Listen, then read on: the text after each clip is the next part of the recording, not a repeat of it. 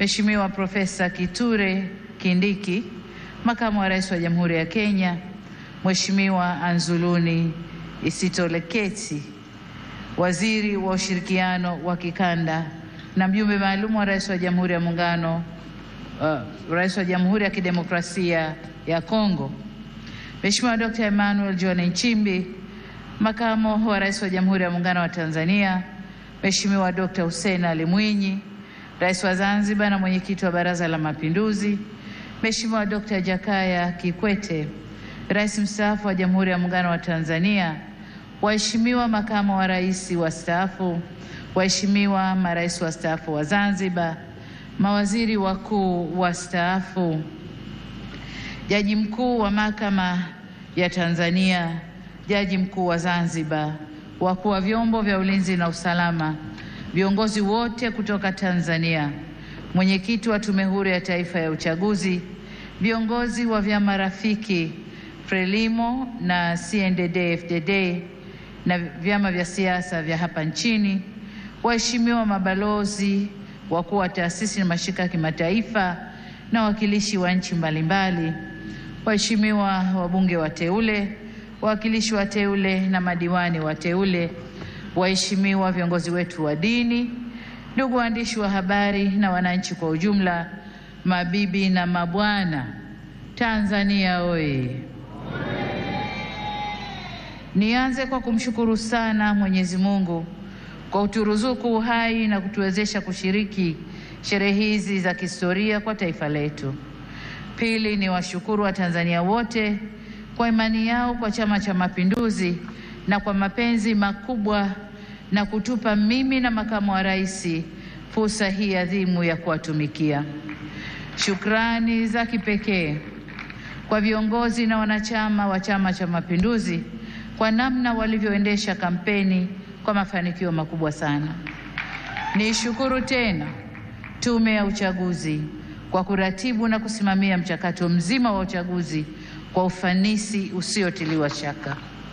Ndugu viongozi na ndugu wananchi, katika uchaguzi huu tulikuwa wagombea 17 kutoka vyama mbalimbali vya siasa nchini tukiwania nafasi ya urais wa Jamhuri ya Muungano wa Tanzania. Napenda kuwashukuru sana wenzangu 16 ambao kwa hakika wameonyesha ukomavu wa kidemokrasia kwa kuendesha kampeni ambazo tulishindana kwa hoja na sote tulionyesha kuwa siasa sio vita. Tumemaliza vyema uchaguzi na kumpongeza aliyeshinda. Aidha, nitumie fursa hii pia kumpongeza sana Rais wa Zanzibar na Mwenyekiti wa Baraza la Mapinduzi, Mheshimiwa Dr. Hussein Mwinyi na vyama vya siasa vilivyoshiriki uchaguzi Zanzibar kwa kumaliza uchaguzi kwa salama na amani. Zanzibar oye! Pongezi zangu pia ziwaendee wote walioshinda kwenye nafasi za ubunge, ujumbe wa Baraza la Wawakilishi na udiwani kote nchini. Kwa wote niwaambie, uchaguzi umekwisha. Sasa baada ya kuapa, tukafanye kazi ya kulijenga taifa letu na kujenga utu wa Mtanzania. Waheshimiwa marais, viongozi, ndugu wananchi, shughuli inakuwa nzuri na ya kufurahisha ikihudhuriwa na ndugu zako wanaokupenda. Tanzania leo imejawa na furaha kubwa kuona baadhi ya waheshimiwa marais wenzangu na viongozi mbalimbali wa nchi jirani na nchi marafiki wamejumuika nasi katika tukio hili. Pamoja na kwamba tulitoa mwaliko kwa muda mfupi, kwa wale walioshindwa kushiriki, tunatambua uzito wa majukumu yao na tunajua mioyo yao ipo pamoja nasi. Tunashukuru pia wote waliotuma salamu za pongezi kwetu. Tunasema asanteni sana. Ndugu wananchi, uchaguzi ni fursa kwa wananchi kueleza matakwa yao ya aina ya viongozi wanaodhani wataweza kuwatumikia vyema na kuwaletea maendeleo endelevu. Kipindi cha kampeni tuligawika kiitikadi na kishabiki kama taifa, ila baada ya uchaguzi kufanyika, anayechaguliwa na wengi huwa ndio chaguo la nchi na anapaswa kuwa mtumishi wa wananchi wote waliomchagua na waliochagua wagombea wengine na hata ambao hawakushiriki uchaguzi. Kwa sisi tuliochaguliwa, ahadi yetu kwenu wananchi ni kulitumikia taifa hili kwa nguvu zetu zote, vipawa vyetu vyote na maarifa yetu yote. Ndugu zangu wa Tanzania, ni vyema tutambue kwa uchaguzi mkuu wa viongozi wa serikali ni mchakato wa msimu mmoja tu ndani ya kipindi cha miaka mitano. Muda mwingine wote maisha lazima yaendelee. Hivyo basi jukumu letu sote kwa pamoja ni kujenga nchi yetu na kuifanya kesho yetu iwe bora zaidi kuliko jana yetu. Niwasihi tuendelee kuilinda itikadi yetu ya umoja na mshikamano. Ndugu zangu, wote tunaitakia mema nchi hii, tumesikitishwa na kuhuzunishwa na matukio ya uvunjifu wa amani, upotevu wa maisha na uharibifu wa mali za umma na mali za watu binafsi kwenye baadhi ya maeneo hapa nchini, hasa kwenye majiji na miji. Kilichotokea hakiendani na taswira na sifa za Kitanzania na sio Utanzania. Haikutushangaza kuona kuwa baadhi ya vijana waliokamatwa kutokana na kadhia hiyo wametoka nje ya Tanzania.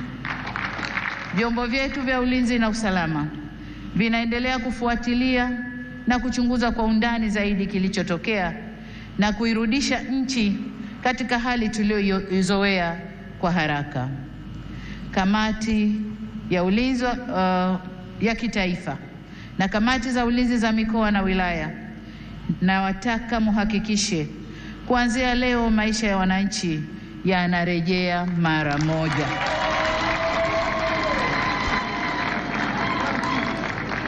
Amesema hapa Rais wa Zambia na Rais wa Burundi. Machafuko ndani ya nchi si mema, hayana bei, hayana thamani na si faida kwa yoyote yule. Kwa hiyo ndugu zangu, niwaombe sana tuzingatie umoja, amani na utulivu wa nchi yetu. Ndugu zangu, nitumie fursa hii kutoa onyo kama mama, kutoa onyo kwa wale wote waliochochea uvunjifu wa amani. Na nawataka watambue kuwa vurugu na uvunjifu wa amani huishia kupimana nguvu na uwezo wa kujihami, ila mazungumzo huzaa mshikamano. Sasa tuchague lenye manufaa kwetu, kwani usalama wa taifa lolote hulindwa na wote kwa nguvu zote na gharama zozote. Ndugu viongozi na ndugu wananchi, kama kawaida kwa nchi zenye mfumo wa kidemokrasia hualika waangalizi wa uchaguzi kutoka jumuiya za kimataifa na kikanda kuja kushuhudia mchakato wa uchaguzi. Uwepo wao huongeza uhalali wa juhudi zetu za kuhakikisha uchaguzi unafanyika kwenye mazingira ya uwazi, haki, heshima na utawala wa sheria. Kwa muktadha huu, tunazishukuru jumuiya zote zilizoleta waangalizi wa uchaguzi. Kutoka Afrika, tulikuwa na waangalizi kutoka Umoja wa Afrika AU, Jumuiya ya Nchi za Maziwa Makuu ICGLR, Jumuiya ya Maendeleo ya Kusini mwa Afrika SADC na Jumuiya ya Afrika Mashariki EAC.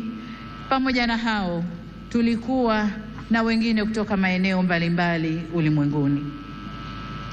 Makundi yote ya waangalizi yameshatoa taarifa za awali na tunawashukuru kwa kuwa nasi, na kwa heshima kubwa tumepokea maoni yao. Hata hivyo, kama alivyowahi kusema Rais wa awamu ya 3 ya Jamhuri ya Muungano wa Tanzania hayati Benjamin William Mkapa mwaka 2000 wakati akiapishwa kuwa rais, na hapa nanukuu kipande tu cha hotuba hiyo kinachosema: na washukuru watazamaji wa kimataifa kuja kushuhudia uchaguzi wetu ulivyofanyika. Walipotusifu tumepokea sifa hizo kwa unyenyekevu mkubwa. Tumesikia pia waliodhani hayakwenda sawa na mengine hata sisi wenyewe tumeyaona. Maagizo ya kutuelekeza nini cha kufanya tumeyakataa. Ushauri wao tutauzingatia ili tufanye vizuri zaidi siku zijazo. Mwisho wa kunukuu. Ndugu wananchi, sifa moja ya mwanadamu ni kutokukamilika. Aliyekamilika kabisa kabisa bila kasoro yoyote ni Mwenyezi Mungu peke yake. Ndiyo maana katika shughuli au harakati za wanadamu tunaunganishwa na mawasiliano, mazungumzo na maelewano. Au kwa maneno mengine, tunaunganishwa na uwepo wa suluhu. Suluhu yenyewe sio suluhu mimi, lakini hata suluhu mimi nitafanya kazi yangu ya kuunganisha taifa. Kwa hiyo tunaunganishwa na uwepo wa suluhu ya mambo katika jamii zetu. Kama mnavyofahamu, katika kuliunganisha taifa, serikali ya awamu ya 6 tulianza na falsafa ya R4 inayosimamia misingi ya kuzungumza na kuelewana, kuvumiliana, kubadilishana au kubadilisha mwelekeo baada ya maelewano na kuendelea kujenga taifa letu. Tunapoendelea mbele, hatutachoka wala kurudi nyuma kwenye kusimamia yote yanayohusu kujenga umoja na mshikamano wa taifa letu. Ndugu wa Tanzania, mkusanyiko wetu leo hapa sio kwa ajili ya kuwazawadia walioshinda kwenye uchaguzi, la hasha, bali ni matakwa ya kikatiba ya kukabidhiwa dhamana ya kuwa mtumishi mkuu wa taifa katika kuleta maendeleo endelevu kwa maana ya uimara wa kiuchumi, kisiasa, kidiplomasia na kijamii. Ili tuweze kuyatimiza hayo, hatuna budi kuhakikisha tunahimizana umoja na upendo kwa nchi yetu. Tunadumisha amani na kuheshimu sheria za nchi. Kinyume cha hayo, maandamano, vurugu, uvunjifu wa amani husababisha maumivu na havileti manufaa wala faida kwa yoyote yule. Ni wasihi wa Tanzania, tuchague hekima badala ya ghadhabu, busara badala ya mihemuko, upendo badala ya chuki, uvumilivu badala ya vinyongo, umoja badala ya mgawanyiko na amani badala ya vurugu. Lakini vile vile ni wajibu wetu kuchagua unyenyekevu badala ya kiburi na huruma badala ya hasira. Taifa letu ni moja na lina nguvu zaidi kuliko mtu yoyote yule. Demokrasia haipimwi kwa nani kashinda uchaguzi, bali kwa jinsi tunavyoendesha mambo yetu baada ya uchaguzi. Tutakuwa na nguvu zaidi pale kila sauti chanya au hasi zitakaposikilizwa, kuheshimiwa na kuthaminiwa, na vile vile tunapoweza kuponya wenye maumivu. Hii si kazi ya upande mmoja wa serikali peke yake, bali ni kwa kila jumuiya za wananchi, vyama vya siasa, dini zetu na kila mwananchi. Na hapa nitumie fursa hii kuwashukuru kwa dhati ya moyo wangu viongozi wa dini waliohimiza amani na upendo katika kipindi chote cha kabla uchaguzi, wakati wa uchaguzi na sasa baada ya uchaguzi, wanavyoendelea kuhimiza amani na upendo. Ndugu zangu, nimeamua kutumia jukwaa hili leo kushukuru na kupongeza kwa kumaliza uchaguzi, kuhimiza umoja na mshikamano wa kitaifa na kusisitiza kwamba Jamhuri ya Muungano wa Tanzania kama taifa ni muhimu zaidi kuliko matakwa binafsi ya mtu yoyote. Masuala ya mwelekeo wa kazi za serikali kwa miaka 5 ijayo na ufafanuzi wa kina wa hatua zitakazochukuliwa kutekeleza dhana ya kazi na utu utatolewa katika hotuba ya uzinduzi wa Bunge la 13 la Jamhuri ya Muungano wa Tanzania. Baada ya kusema hayo, niwashukuru wote kwa kujumuika nasi kwenye tukio hili muhimu na la kihistoria. Nimepokea pongezi kwa heshima kubwa, na sasa safari ya kuwatumikia Watanzania kwa kipindi cha pili cha awamu ya 6 inaanza rasmi. Nawashukuru wananchi wote wa Tanzania na ni imani yangu kwamba tutashirikiana ndani ya safari hii. Asanteni sana kwa kunisikiliza. Mungu ibariki Afrika. Mungu ibariki Tanzania. Amen, amen, amen. Asante sana Mheshimiwa Rais wa Jamhuri ya Muungano wa Tanzania. Naomba niwaalike viongozi wote na wananchi tupunge bendera juu, tumpongeze Mheshimiwa Rais.